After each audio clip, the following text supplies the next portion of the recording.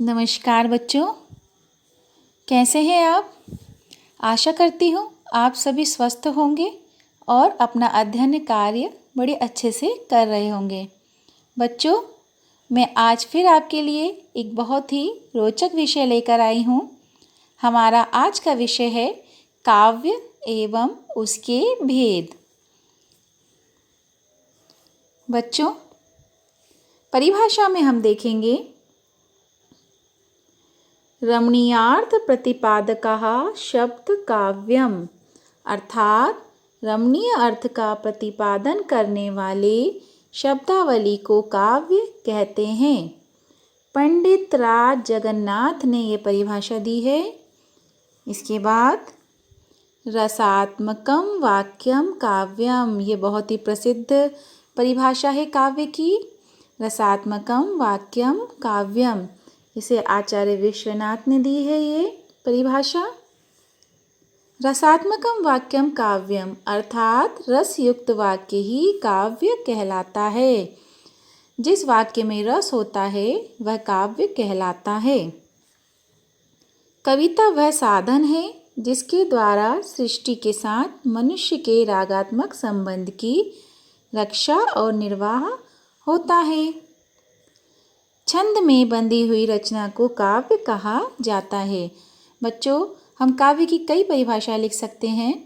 छंद में बंधी हुई रचना को भी काव्य कहा जाता है। काव्य की विशेषताएं: कविता मानव एकता की प्रतिष्ठा करने का साधन है और यही उसकी उपयोगिता है। कविता में भावों और कल्पना की प्रधानता रहती है। कविता में भाव और कल्पना की प्रधानता रहती है। कविता में कवि की अनुभूति रहती है। बच्चों, कविता में कवि की अनुभूति भी रहती है। आगे हम देखेंगे, मैंने आपके लिए काव्य के भेद का एक गुलदस्ता बनाया है। आप देखेंगे कि काव्य के भेद में दो भेद दिए हुए हैं, प्रबंध काव्य और मुक्तक काव्य। और फिर प्रबंध काव्य में से 3 फूल अलग निकल रहे हैं जिनका नाम है महाकाव्य, खंडकाव्य और आख्यानक गीत। इसी प्रकार मुक्तक काव्य में से भी 2 फूल निकल रहे हैं, पाठ्य मुक्तक और गद्य मुक्तक। इस प्रकार प्रबंध काव्य के 3 भेद और मुक्तक काव्य के 2 भेद, और ये दोनों ही काव्य के भेद हैं। आगे आपकी सुविधा के लिए एक चित्र बना रखा है। काव्य के भेद। काव्य के 2 भेद होते हैं, दृश्य काव्य और श्रव्य काव्य। दृश्य काव्य और श्रव्य काव्य। दृश्य काव्य के अंतर्गत बच्चों नाटक और एकांकी को रखा गया है। हमारे जो प्रमुख हैं काव्य के भेद, वे हैं श्रव्य काव्य के अंतर्गत। श्रव्य काव्य में देखेंगे, श्रव्य काव्य के 2 भेद हैं, प्रबंध काव्य और मुक्तक काव्य। इन्हें हम विस्तार से समझेंगे बच्चों। अभी आप इनके भेद जान लीजिए। फिर प्रबंध काव्य के भी 3 भेद हैं, महाकाव्य, खंडकाव्य और आख्यानक गीत। इसी प्रकार मुक्तक काव्य के 2 भेद हैं, पाठ्य मुक्तक और गद्य मुक्तक। बच्चों, आप ये चित्र अपनी कॉपी में बना सकते हैं ताकि एक बार में ही आपको काव्य के सभी भेद आसानी से समझ आ सकें। अब हम आ जाते हैं हमारे काव्य के भेद के विस्तार पर। काव्य के भेद में हम देखेंगे काव्य के भेद, दृश्य काव्य और श्रव्य काव्य। जैसा कि हमें नाम से ही समझ में आ रहा है, दृश्य काव्य को हम आँखों से देखते हैं और साथ ही साथ कानों से सुनते भी हैं, लेकिन श्रव्य काव्य को सुनकर ही उसका रसास्वादन किया जाता है। बच्चों, इन दोनों में अंतर समझाने के लिए मैं आपको एक सामान्य सा उदाहरण देती हूँ। जिसको हम देख भी रहे हैं लेकिन साथ साथ में सुन भी रहे हैं, जैसे हमारी दूरदर्शन, टीवी। और अगर हम केवल सुन रहे हैं, सुनकर रस ले रहे हैं, मतलब हमारा रेडियो। इसके बाद शैली के आधार पर काव्य के भेद हैं। शैली के आधार पर काव्य के भेद देखेंगे बच्चों। मुक्तक काव्य और प्रबंध काव्य। मुक्तक काव्य और प्रबंध काव्य, जैसा कि हमने अपने गुलदस्ते में देखा था। मुक्तक काव्य, सबसे पहले हम मुक्तक काव्य को पढ़ेंगे। बच्चों ध्यान से समझेंगे इसे, क्योंकि ये बहुत ही इम्पोर्टेंट प्रश्न है। परीक्षा में पूछा जाता है कि मुक्तक काव्य की विशेषताएं बताइए, या मुक्तक काव्य और प्रबंध काव्य में अंतर बताइए। तो हम देखेंगे, मुक्तक काव्य में एक अनुभूति, एक भाव और एक ही कल्पना का चित्रण होता है। मुक्तक काव्य की भाषा सरल एवं स्पष्ट होती है। इसका प्रत्येक छंद स्वतंत्र होता है। बच्चों ध्यान रखेंगे, प्रत्येक छंद स्वतंत्र होता है, इसी कारण इसे मुक्तक कहते हैं, मुक्त होता है, जिसके पढ़ने मात्र से उसका भाव भली प्रकार समझ में आ जाता है। बच्चों देखेंगे, मुक्तक काव्य जिसमें एक अनुभूति, एक भाव, एक ही कल्पना का चित्रण है। भाषा सरल एवं स्पष्ट होती है और इसके प्रत्येक छंद स्वतंत्र होते हैं, मुक्त होते हैं। उदाहरण के लिए देखेंगे, जैसे बिहारी सतसई, सूरदास का सूर सागर, या मीरा आदि के पद, जैसे हम मीरा के पद, रहीम के पद, बिहारी सतसई, इन सभी के जो छंद होते हैं वे स्वतंत्र होते हैं। अगला काव्य है प्रबंध काव्य। जो रचना कथा सूत्रों या छंदों की तारतम्यता में अच्छी तरह निबद्ध हो, बंधी हुई हो, उसे प्रबंध काव्य कहते हैं। ये बिल्कुल मुक्तक काव्य के विपरीत है बच्चों। जो रचना कथा सूत्रों या छंदों की तारतम्यता से बंधी रहती है, उसे प्रबंध काव्य कहते हैं। प्रबंध काव्य के छंद एक कथा के धागे में माले की तरह गुथे जाते हैं। बच्चों, जैसे हमारी मोतियों की माला होती है, हमारी मोतियों की माला बारी बारी से एक धागे में क्रम से पिरोई जाती है। इसी प्रकार ये प्रबंध काव्य एक ही कथा धागे में माला की तरह गुथी हुई होती है। यह विस्तृत होता है, इसमें जीवन की विभिन्न झांकियाँ रहती हैं। यह विस्तृत होता है और इसमें जीवन की विभिन्न झांकियाँ भी रहती हैं। उदाहरण के लिए देखेंगे, रामचरितमानस और साकेत। प्रबंध काव्य के दो भेद होते हैं। प्रबंध काव्य के दो भेद होते हैं। पहला महाकाव्य और दूसरा खंड काव्य। महाकाव्य में आपने रामचरितमानस का नाम तो सुना होगा, तुलसीदास द्वारा रचित है। इसे भी हम विस्तार से समझेंगे अगले पेज में। पद्मावत, साकेत, कामायनी। और खंड काव्य के अंतर्गत हमने उदाहरण लिखे हैं सुदामा चरित, पंचवटी तथा पथिक। इस प्रकार प्रबंध काव्य के अंतर्गत मुख्यतः दो भेद हैं, महाकाव्य और खंड काव्य। इसमें जो तीसरा भेद हमने चित्र में देखा था, आख्यानक गीत, ये भी इसका एक गौण भेद है जिसे हम आगे पढ़ेंगे, लेकिन प्रमुखता इसके दो भेद हैं। अब हमारा आता है महाकाव्य। महाकाव्य के अंतर्गत बच्चों ध्यान से सुनना है आपको, बहुत ही महत्वपूर्ण प्रश्न है महाकाव्य का। महाकाव्य, इसमें जीवन की विशद व्याख्या होती है।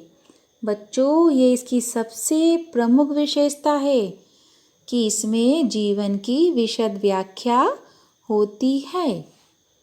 इसकी कथा इतिहास प्रसिद्ध होती है। महाकाव्य का नायक उदात्त चरित्र, धीर, वीर और गंभीर होता है। महाकाव्य सर्गबद्ध होता है। इसमें कम से कम 8 सर्ग होते हैं। इसमें मूल कथा के साथ साथ अन्य सहायक कथाएं भी होती हैं। बच्चों, इसमें श्रृंगार, शांत और वीर रस में से कोई एक रस प्रधान होता है। शेष रस गौण होते हैं। अन्य रस भी होते हैं लेकिन वे गौण होते हैं।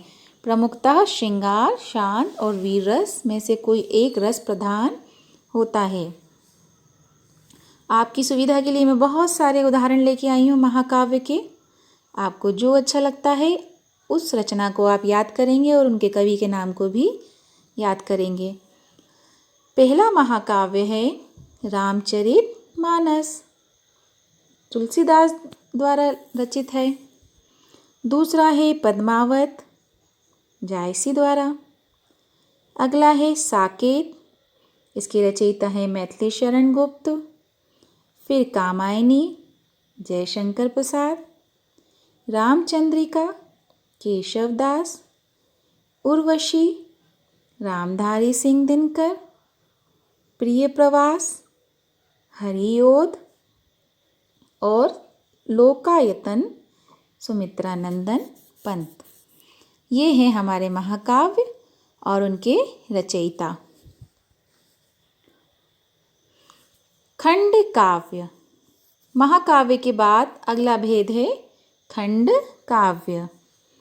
खंड काव्य के अंतर्गत देखेंगे बच्चों, खंड काव्य में नायक के जीवन की किसी एक घटना का वर्णन किया जाता है। बच्चों, हमने महाकाव्य में देखा कि नायक के संपूर्ण जीवन का वर्णन किया जाता है, परंतु खंड काव्य में नायक के जीवन की किसी एक घटना का वर्णन किया जाता है। इसमें किसी एक पहलू का पूर्ण अंकन होता है। यह अपने आप में पूर्ण रचना होती है। भले ही इसमें किसी एक घटना का वर्णन है, लेकिन यह अपने आप में पूर्ण रचना होती है। संपूर्ण रचना एक ही छंद में पूर्ण होती है। एक ही प्रकार के छंद में ये रचना पूर्ण हो जाती है। उदाहरण देखिए बच्चों, खंड काव्य है ये सभी। सुदामा चरित नरोत्तम दास ने लिखा। पंचवटी, इसके रचयिता है मैथिली शरण गुप्त। पथिक, इसके रचयिता है राम नरेश त्रिपाठी। हल्दी घाटी का युद्ध, इसके रचयिता हैं श्याम नारायण पांडे।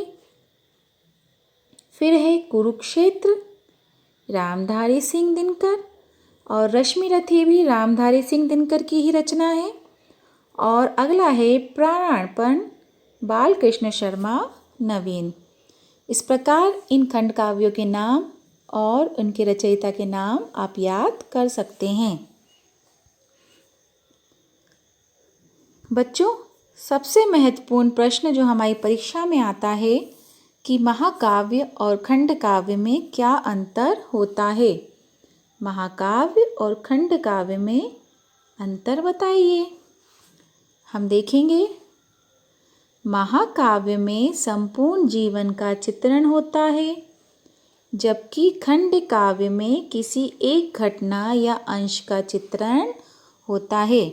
हम पहला अंतर यही लिखेंगे बच्चों कि इसमें नायक के जीवन का संपूर्ण चित्रण होता है, संपूर्ण जीवन का चित्रण होता है, लेकिन खंड काव्य में एक घटना या एक अंश का चित्रण होता है। महाकाव्य का नायक महान होता है, जबकि खंड काव्य के नायक में इस गुण का होना आवश्यक नहीं है। इस गुण का होना इसमें आवश्यक नहीं है, लेकिन महाकाव्य का नायक महान होता है। तीसरा अंतर देखिए बच्चों, महाकाव्य का आकार विस्तृत होता है जबकि खंड काव्य सीमित होता है। अर्थात अगर हम सरल शब्दों में कहें तो महाकाव्य का आकार बड़ा होता है और खंड काव्य का आकार छोटा होता है, सीमित होता है। अगला, महाकाव्य में कम से कम 8 सर्ग होते हैं, लेकिन खंड काव्यों में सर्गों की संख्या नियत नहीं होती। ये इसमें चौथा अंतर हो जाएगा।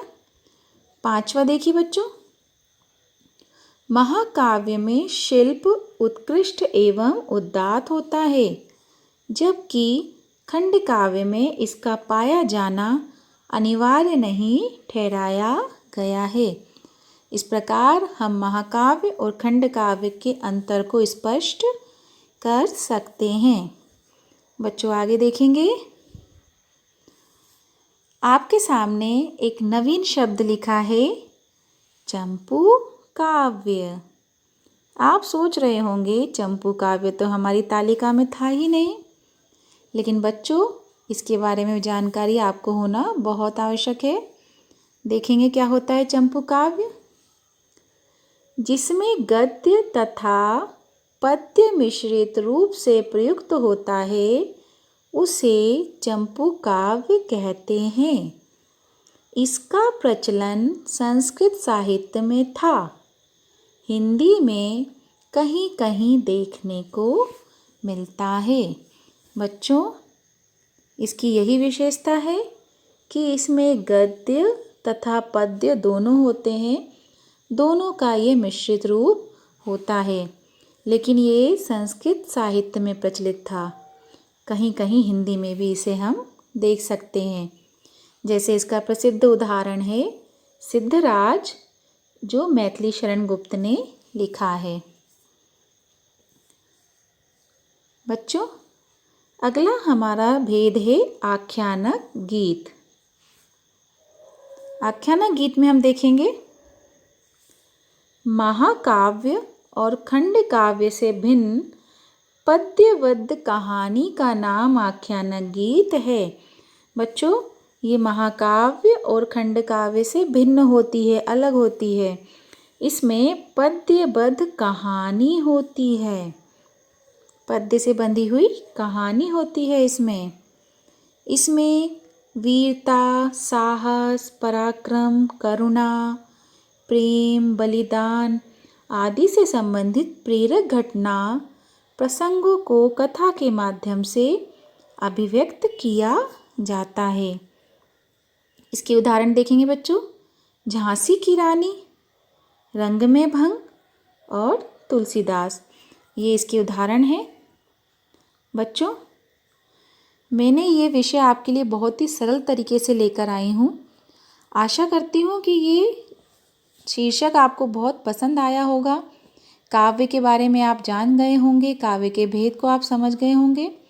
बच्चों आप अपनी कॉपी में इसे नोट करते रहें और जो भी आपकी समस्या है, आप अगला वीडियो किस टॉपिक पर चाहते हैं वह कमेंट्स बॉक्स में ज़रूर लिखें।